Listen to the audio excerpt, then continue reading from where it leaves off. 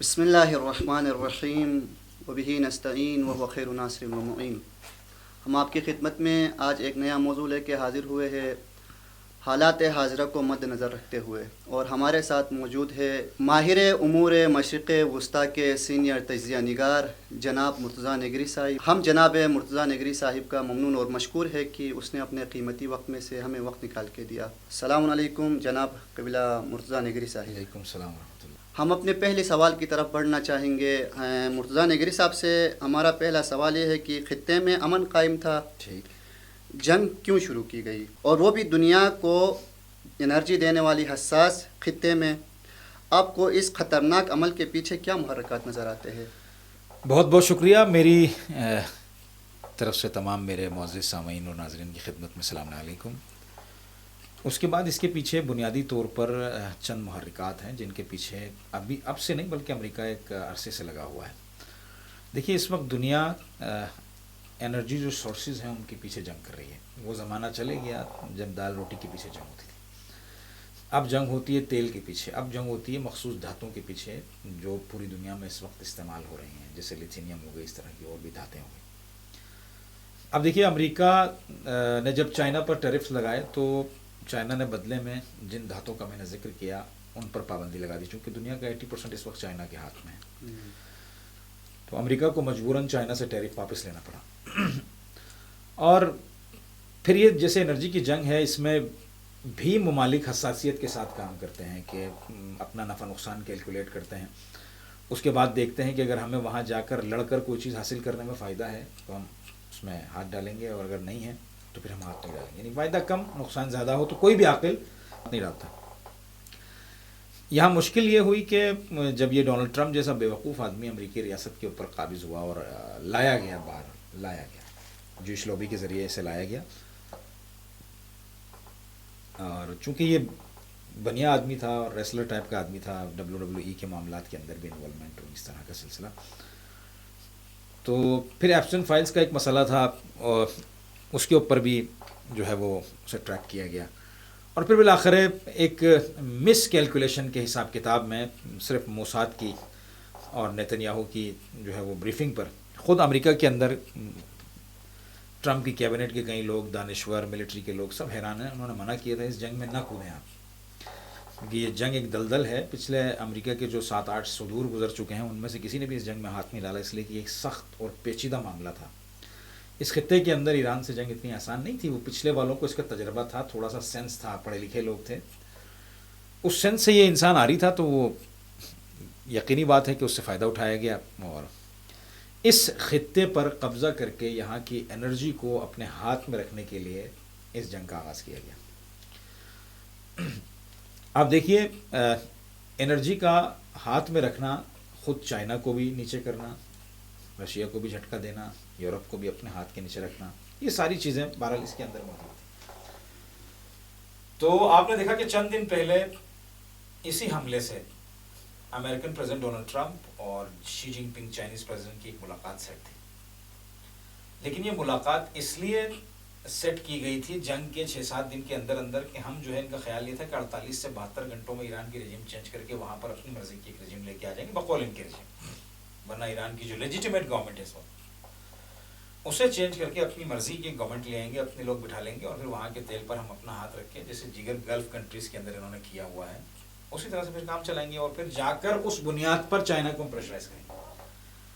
تو اس نظریے کے تحت انہوں نے جنگ شروع کی، لیکن وہ ان کے گلے پڑ گئی، چونکہ یہ ایران بار بار کہہ رہا تھا امریکہ کو کہ جنگ شروع تم کرو گے، ختم تب ہوگی جب ہم چاہیں گے جی، وہ اس کی گلے پڑ گئی۔ تو اب اس دلدل کے اندر ٹرمپ، اور پھر روزانہ کی بنیاد پر کوئی میرا خیال ہے دنیا کی ہسٹری میں کسی بادشاہ یا کسی صدر نے اتنا جھوٹ نہیں بولا ہوگا اپنی پوری زندگی کے اندر جتنا ڈونلڈ ٹرمپ نے ان 25 دنوں میں جھوٹ بول دیا صدارتی کرسی پر بیٹھ کر، تو وہ مزید اندر گرتا جا رہا ہے۔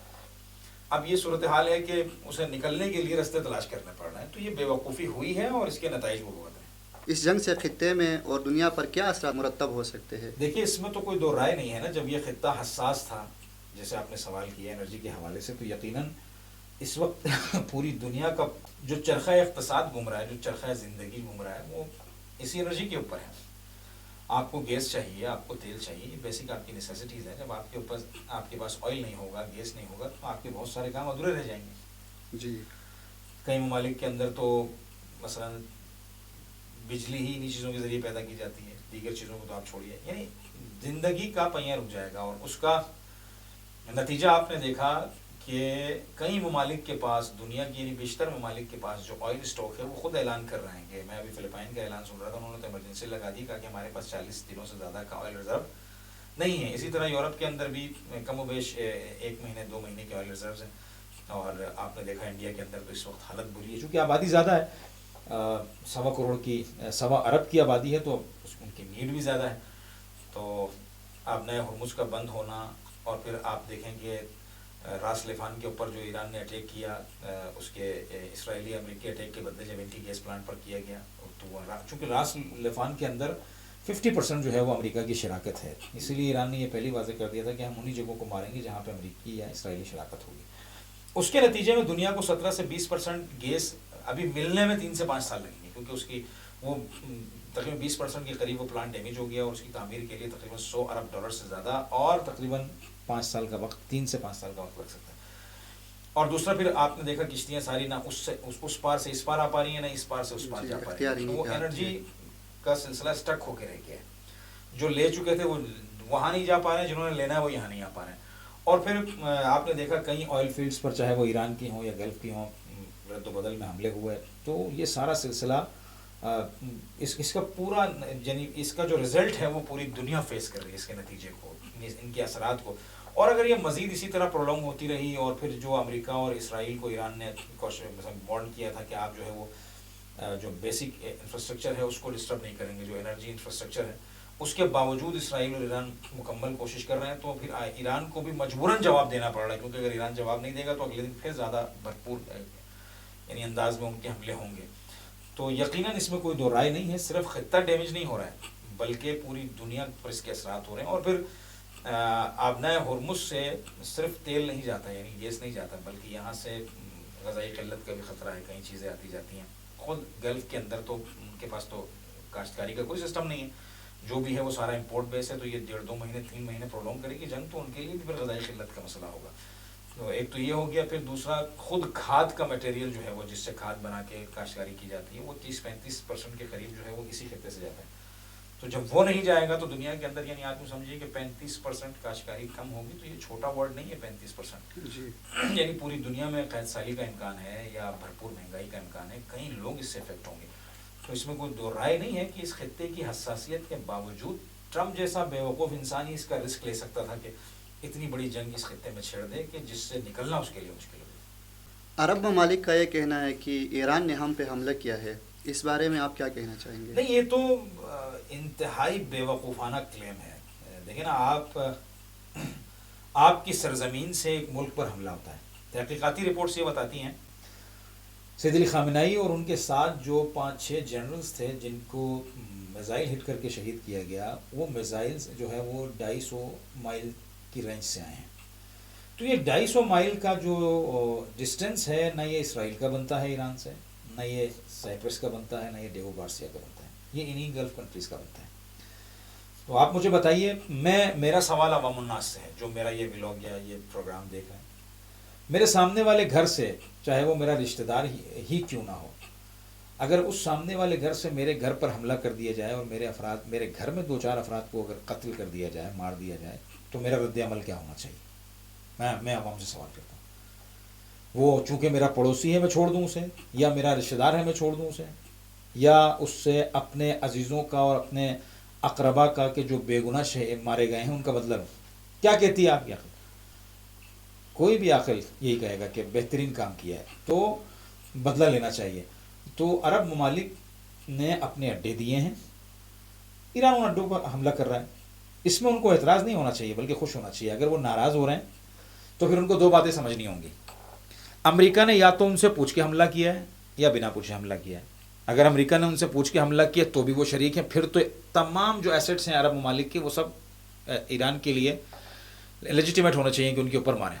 ایران کو اجازت ہونی چاہیے. اگر انہوں نے بنا پوچھے حملہ کیا تو پھر تو وہ اس خطے کی زمین ہی نہیں ہے. یعنی امریکیوں کے ہاتھ میں جب عرب خود اس زمین میں داخل نہیں ہو سکتے اس پر بولنے کا اختیار نہیں رکھ سکتے تو بات ختم ہو گئی، پھر تو کوئی جملہ ہی نہیں ہے. تو انہی 2 جملوں کے اندر معاملہ برابر ہے. مرزا صاحب، ہمارا آخری سوال آپ سے یہ ہے کہ اس جنگ کو کیسے اور کب رکتا ہوا دیکھتے ہیں آپ؟ دیکھیے فی الحال جو جنگ کی پوزیشن ہے اس میں مجھے